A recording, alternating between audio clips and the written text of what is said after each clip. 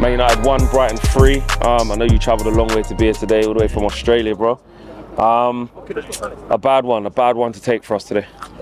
24 hours travel, man, for that. No effort from, I'd say, 8 out of the 11 players today.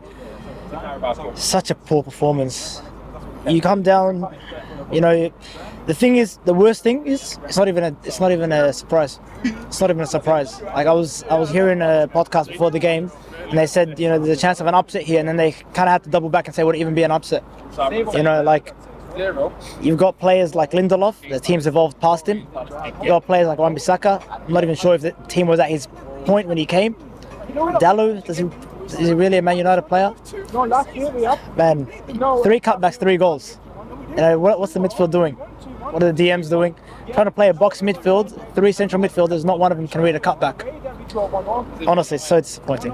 And did Erik ten Hag get it wrong today? A lot of people are talking about, you know, obviously playing this diamond for the first time today in midfield, playing, you know, 2 up top. He's gone for something different. Obviously, yes, we've got problems on the right wing, which we know. But was that the wrong thing to do today? I'd say so. Like, what does Pellistri have to do to get a start? What does he have to do? He's impressed so many times off the bench. Garnacho has got his start. He didn't do it. Start Pellistri. Get that balance. There were so many times where Rashford was drifting left and Højlund was taking up that space in the middle, and there was just nothing on the right. No threat. So then they can just come in. Lamptey's playing out of position. He's playing his first game in so long. If Pellistri comes and is running at him, and he's crapping it. He's not doing anything. So disappointing. And there were leaks before the game. You know, everyone on the train up here. We came from London. Everyone was getting so excited that Pellistri was going to start, and then a lineup comes out and you see this box midfield, and I don't know. In a way, you're kind of thinking, is he playing this to kind of get the best out of someone like McTominay? You know, he's playing this formation, playing in this position for Scotland, and is scoring goals, and is coming and playing the same role here, and he's not doing anything. I don't know what he has for breakfast. Yeah, but the thing is, I actually have a bit of, not sympathy with the players, they didn't play well, but in terms of how unfamiliar they would have been, like you're saying there, you got McTominay playing as effectively a right winger, out of possession, having to track Lamptey, doesn't want to do that, not comfortable doing that. You got Christian Eriksen having to track Veltman when he's coming forward. He was poor. That's not his game. They're not. It doesn't fit. Basically, like you were saying, that diamond didn't fit or didn't work, especially against a team like Brighton. And I think that Erik ten Hag massively underestimated that. A team that plays with so much width from their fullbacks as well, and to play a diamond midfield, like Eriksen never got out to the right back, never got out to Veltman. McTominay kind of did a little bit, but he doesn't want to do that. I don't get it. Honestly, I'm lost for words. The club is running from top to bottom, man. From top to bottom. Like, the owners don't want to sell, and the mismanagement of every situation, the Greenwood situation mismanaged, Sancho's being mismanaged. You know, the guy clearly has issues, right? And like, instead of actually trying to help him, which Ten Hag has done, you know, a little bit, but to lay him out, you know, put him out to dry like that, and everything's kind of airing all the dirty laundry in public, you know. Do you think that's having an effect? Are you starting to see that having an effect on what's going on the pitch, or is it more than that? Is this Ten Hag's decisions? Is this the transfers? Is this same old players maybe making the same mistakes? How do you see it? Players are signed without a profile that actually fits the club, right? Or what the club needs. Mason Mount is signed. Really, do we really need? Is that a priority position? When Amrabat comes in later in the window, really to kind of take his place, you know? Are they both going to play? No. You got a striker who's come in with 9 league goals, right, to his name, and if you just put that 50 mil for Mount on top of that 75 mil you paid, you get Harry Kane. That's a different team out there with Harry Kane, and I'm happy with Højlund. I'm not even saying anything about Højlund. Højlund looked really good, but you get Harry Kane, this is a different team, all right? The club is just so badly run, man, so badly run, and I think there's no blame on Ten Hag. I think he got it wrong today, but man, he's got 2 right wingers that are out of contention now. The Anthony situation, we can't really say much, but he can't play. Sancho really can't play now because Ten Hag's kind of nailed his colours to the mask there.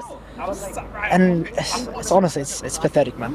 What does he do to get out of this mini rut here? Because it's still the beginning of the season. Obviously, this is the 5th game, but that's 3 losses and 2 wins now. Next game's Bayern away. If you're a betting man, you know, I mean, that's not looking too great. And you got to come back straight from that. And you got to play Burnley away. Never an easy place to go. I know they're not maybe the Burnley of old, but not an easy place to go. Palace twice here. Like, how do you feel about the pressure that's maybe mounting within this little period here? I think inevitably it will come down to Ten Hag. You know, the pressure always comes to the manager, but you're looking at a squad that's severely depleted in a lot of key positions. Centre back, man, only 2 injuries and you're playing Harry Maguire. You know, Johnny Evans comes off the bench in the last game. He's not been backed properly. You know, you can say he's been backed with some squad players, but really he's not been backed. Everyone knows that Ten Hag wanted Harry Kane. Everyone knows. And we've kind of become so accustomed to mediocrity that when we don't get our top priority signing, it's no longer even a surprise, right? We've kind of just accepted it. So everyone knows that he's not been backed with the players that he wanted. You know, it's the same thing that happened with Solskjaer when he wanted Holland, right? And he wasn't backed, and he went off. He went to Dortmund. But we are spending a lot of money, though, and I do agree with what you're saying. But just to give the other side to push back a little bit, like, you know, what about are we getting enough output out of what Ten Hag has got, though? That's the thing. The problem is, the one thing I'd level on him is I haven't seen him improve many players. Rashford's obviously gone up a level, right? But, you know, Sancho's kind of stalled. He wasn't really doing much. Anthony hasn't really done much since he's come in. You know, I can't think of that many signings. Casemiro had a good season, but he already won 5 Champions Leagues. He's not improving him.